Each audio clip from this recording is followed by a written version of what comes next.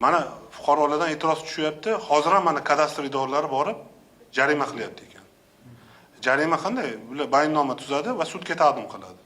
Shu qonunni noto'g'ri talqin qilgan xodimlar borib ma'muriy huquqbuzarlik to'g'risida bayonnoma rasmiylashtirib sudga taqdim qilyapti.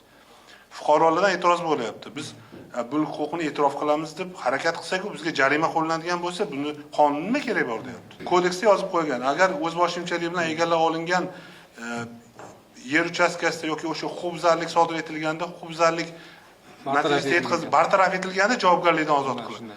U e'tirof qilmoqchi bo'lsa, bartaraf qilib qo'ysa, nima kerak bor e'tirof qilish? Qonunni ko'zlagan maqsad o'shanda o'sha yerda qurilgan bino inshoot imoratga bo'lgan huquqni e'tirof etish-ku.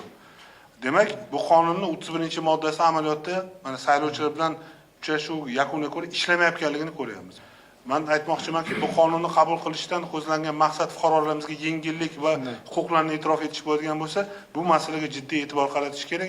Kadastr yoki qaysidir hokimiyat ertaga uni o'sha mana shu qonunni qabul qildikmi 3 yillik muddat, bu yerda reja grafik bo'yicha biz mahalla yalpi xatlov ketyapti.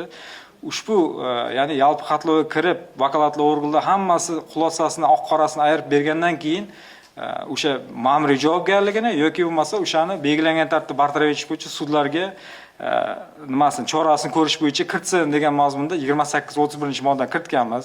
Bu amaliyotda ayrim tumanlarda ham ishlayapti, sudlar отказ qilyapti. Ya'ni qaysidir organ buzishga keladigan bo'lsa, birinchi navbatda u tekshiryapti.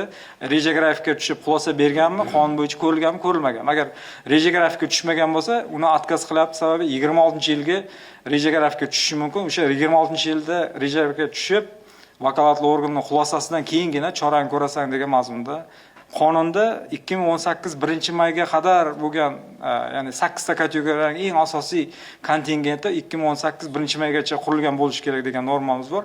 Agar u fuqarolar 2018 dan keyin qurilgan uylarga bo'ladigan bo'lsa, unda buni boshqacha yondashib o'rganib ko'rishga to'g'ri keladi.